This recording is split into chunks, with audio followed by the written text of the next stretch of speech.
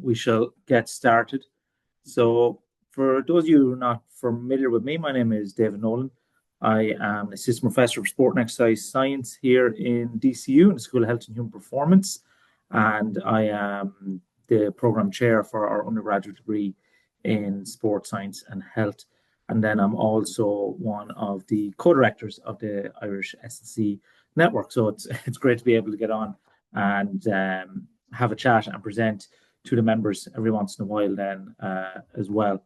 So the topic I am going to cover today is performance enhancing drugs in sport, and also the risk of reducing the risk of harm when we think about performance enhancing drugs.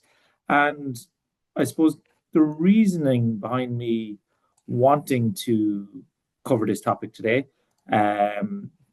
does come down to kind of some of the trends. So it's an area of research that I'm getting more and more involved in. We're currently mapping the landscape of performance-enhancing drug use in Ireland amongst recreational users, not in those in drug-tested sports, but in those engaging in recreational and amateur use of performance-enhancing drugs, just to get an idea of what kind of substances and compounds people are using out there and in what way and what they are where they're getting them from, and some of the side effects they may be experiencing from that.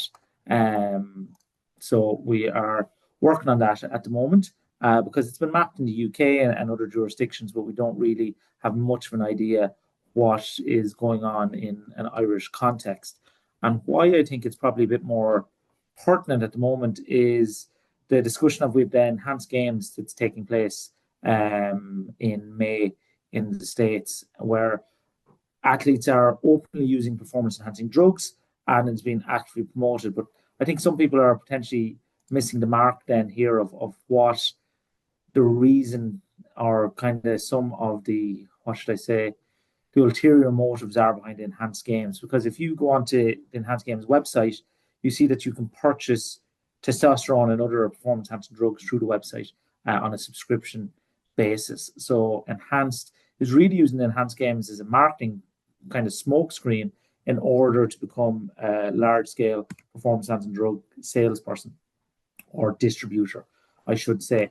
So today we're going to cover kind of an introduction. We could do a whole college module on performance-enhancing drugs and the pharmacology in sport, but today is just to give you an overview, hopefully kind of familiarize everyone with the terminology of performance-enhancing drugs so we know what we're talking about, and then talk a bit about kind of what would you do to reduce the risk of harm with people in our everyday lives we might engage with who might be using or considering using some sort of performance-enhancing drugs.